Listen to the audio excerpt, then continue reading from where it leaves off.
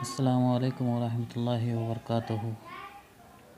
Urdu primary school امن Nagar marriage, جماعت پنجم، نظم نمبر 1 حمد۔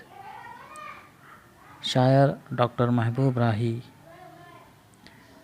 ڈاکٹر محبوب راہی کی پیدائش 20 جون سن 1939 کو ہوئی۔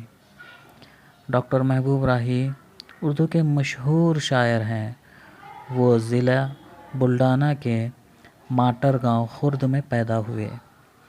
ان کی شاعری اور تنقید کے علاوہ بچوں کے لیے نظموں کے کئی مجموعے شائع ہو چکے ہیں۔